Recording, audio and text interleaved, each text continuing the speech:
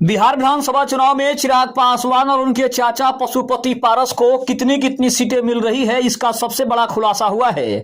NDA और महागठबंधन दोनों को कितनी सीटें दे रहा है और वो कौन कौन सी सीटें हो सकती है, साथ ही साथ जीतने की संभावनाएं क्या हो सकती है, इन तमाम मुद्दों पर बातचीत करते हैं।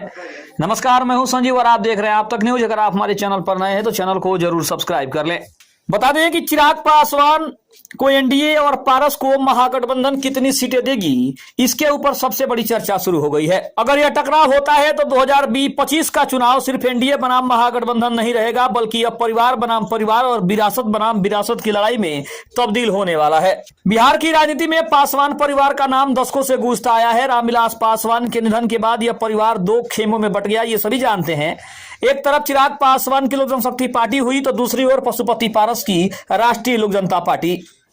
लेकिन अब 2025 का विधानसभा चुनाव काफी नजदीक है और सवाल उठ रहा है कि क्या इस चुनाव में चाचा और भतीजा अपनी अपनी पार्टियों के बैनर तले आमने सामने होंगे।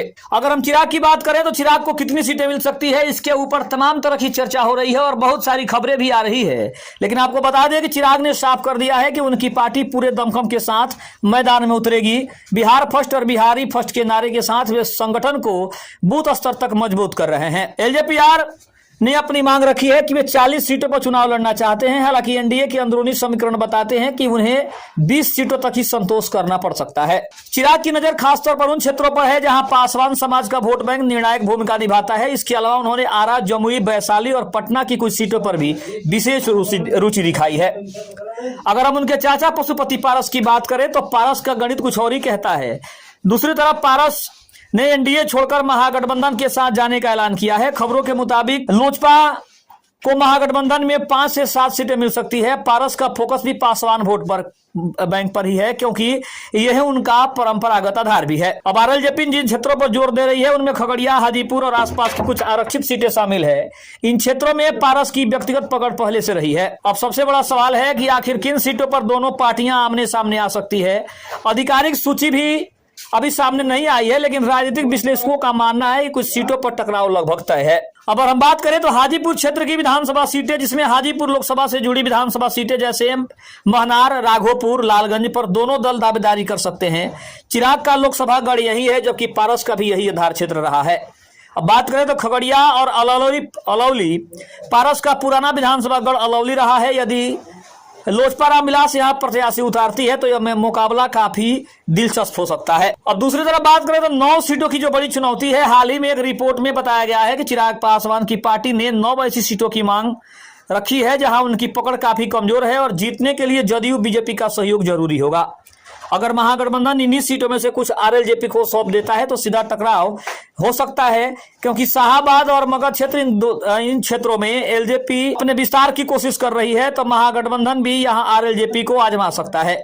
इस स्थिति में नए टकराव की भी बड़ी संभावना बन रही है। अब देखें तो परिवार बनाम परिवार की लड़ाई में कौन किस पे भारी पड़ता है, यह भी काफी निर्णायक है, क्योंकि दोनों ही दल इसे अपने साथ जोड़ने की कोशिश कर रहे हैं। पारिवारिक जो है विरासत की लड़ाई है। रामविलास पासवान की राजनीतिक विरासत का उत्तराधिकारी कौन है, यह सवाल अभी भी अधर में है। आमने सामने का मुकाबला इस प्रश्न का प्रतीकात्मक उत्तर बन सकता है। अभी तक आधिकारिक तौर पर यह साफ नहीं हुआ है कि चिराग और पशुपति पारस की पार्टियां किन विधानसभा सीटों पर प्रत्यक्ष टकराएंगी, लेकिन हाजीपुर, अलौली, खगड़िया और चिराग की मांग वाली 9 सीटें ऐसी हैं जहां यह मुकाबला काफी संभव दिख रहा है। अगर यह टकराव होता है तो 2025 का चुनाव सिर्फ एनडीए बनाम महागठबंधन नहीं रहेगा, बल्कि यह परिवार बनाम परिवार और विरासत बनाम विरासत की लड़ाई में तब्दील हो जाएगा। यह मुकाबला बिहार की राजनीति को नई दिशा दे सकता है और दलित राजनीति का भविष्य भी तय कर सकता है, क्योंकि लड़ाई यही है कि अब दलितों का सबसे बड़ा नेता कौन है। क्योंकि कहा यही जाता है कि रामविलास पासवान दलितों के सबसे बड़े नेता थे और मौसम वैज्ञानिक के रूप में भी अपनी पहचान रखते थे। उन्हें पता था कि कब किशोर मौसम करवट लेने वाला है और कब किशोर उन्हें अपनी पार्टी को घुमा लेना है। ये बात रामविलास पासवान से बढ़िया कोई नहीं जानता था। लेकिन अब जिस तरह से चिराग पासवान और उनके चाचा पशुपति पारस की लड़ाई है, इसमें काफी दिलचस्प है कि दोनों में से कौन दलितों का सबसे बड़ा नेता बनकर उभरता है। खबर कैसी लगी कमेंट में जरूर बताइएगा। तब तक के लिए धन्यवाद। जय हिंद, जय भारत।